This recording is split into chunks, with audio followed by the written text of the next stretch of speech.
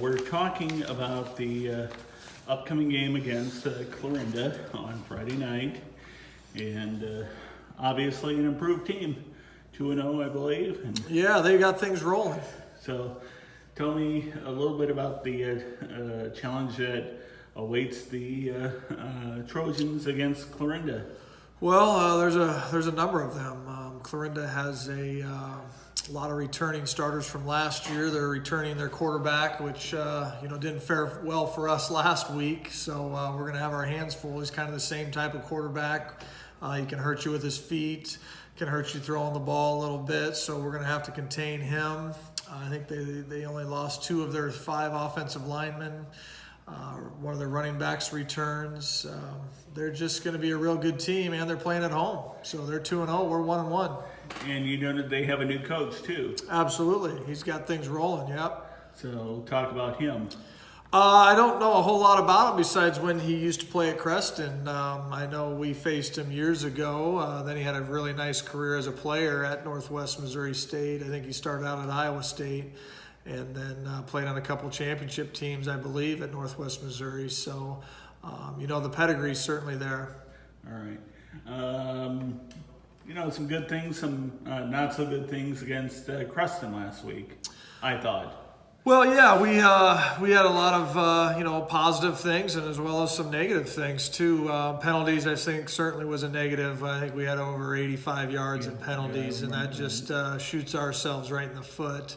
Turnovers, we had a couple turnovers that probably could have gone either way. I think the biggest thing is we missed some of our big plays. We dropped a touchdown pass. We missed some receivers that had broken open over the middle deep, underthrew those guys. And, if you take 2 or 3 of those back and you get the ball where it needs to be and you catch the football, it's probably a different game. Yeah. So, obviously Tyler Mullen stepped up once again. He had over 200 yards last week on his way to a pretty good year. Yeah, you hope we're going to need him to continue that. And anything over 200 yards, you kind of blink an eye or kind of take a step back. But that's what we expect out of Tyler this year. We've got a decent offensive line in front of him. They could be really good, and we're going to see that now that we get into the meat of our schedule, how good that offensive line could be. So if they can continue to produce Tyler with 200 yards of on the rushing on the ground, we got a chance to be successful. How's the passing game coming along? Well, as I mentioned,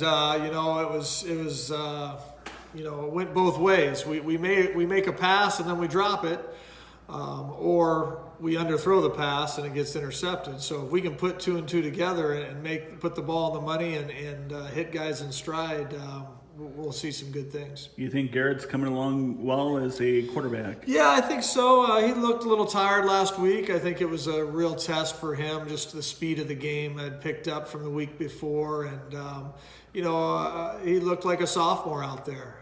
So we just got to continue to develop him, and I'm confident he's going to do good things for us in the future.